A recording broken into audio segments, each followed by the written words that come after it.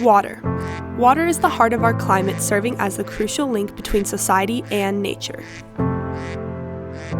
I live in an environment where water is a crucial element to both wildlife, farmers, and our local native tribes. The competition for water has been the forefront of our basin for the last 100 years.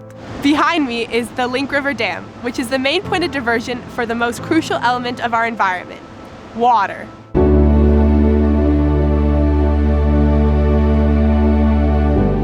In 1902, Congress passed a law called the Newlands Reclamation Act. And the Reclamation Act authorized creation of what's called reclamation projects. So reclamation, and that definition is to or to remove the water from historic wetlands and create arable farmland.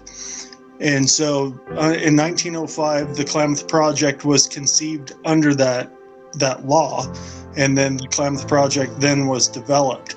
So the reclamation, along with taking the water from the arable wetlands, essentially now that's our farmland, it stores that water that was historically going onto that land for the beneficial use of irrigation. Water is highly competitive in the Klamath Basin, meaning that different factions of Klamath County are also fighting for the endangered species of historic Upper Klamath Lake. The only species that could go extinct because of the basin would be the two sucker species, so the short-nosed sucker and then the Lost River sucker. They only live in the Klamath Basin. It's the only place they exist in the world. And so once we lose them, they're gone forever. I've been here for millions of years. Once they're gone, they're gone. The drought does very much impact those species. Two of the main issues have been the fight for irrigation and the fight for endangered species.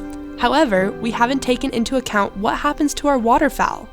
When you pluck a species out and it goes extinct and it's no longer there can be these kind of cascading effects that we really, in some ways, probably don't even understand until they're completely gone. Last year was the first year that all of Tule Lake ever went dry.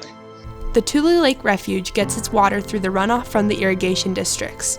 They work hand in hand to provide the habitat for these migrating birds. When water is cut off to farmers, water is cut off to birds. What happens if these birds don't have their water? This last year, we had about 3% of the max population of ducks that we had in 1973, I believe, and then only 1% of what we had in the early 1900s. So we've seen this just giant drop off in the last couple of years of water bird use in the basin. If those birds just stop coming here, they'll probably never come back. The Klamath Basin is in an extreme drought, and it has been for many years. The drought has affected so many people in different ways. Ryan Cleaver said he had an 80% yield loss of his crops. Meanwhile, the tribe's native Schwam and Koptu sucker species are endangered with only a few hundred left. But now we face the threat of the West's worst mega drought in 12 centuries. The clock is ticking and we must act now. That when you compound, all the different users, water users, so tribal users, ranchers, farmers, natural resource managers, all those, there's a heavier strain on that water resource now than what there was generally in the past. And you tie that into regulations and it just kind of exasperates the issue.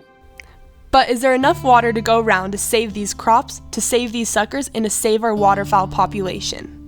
The reason it's such an issue here is that water's at such a premium. You have so little of it. So the snow caps are essential to our basin. They provide water as they melt off through the summer. However, because of climate change and recent rising temperatures, there's not enough water to feed our required water uptake. The lack of snow became more notable as the summer progressed. And this heat is an ecological issue and an economic issue. The Schwam and Koptu, also known as the short-nosed and Lost River suckerfish, have an important significance to the Klamath tribes. Native fish and wildlife have never been so imperiled. What is the solution, and how should water be distributed? As a community, as an ag community and a natural resource conservation community, we need to find ways to be more nimble when it comes to changing climate and changing weather conditions. Instead of being reactive, we need to be proactive. My biggest part is balance. That is ultimately the solution.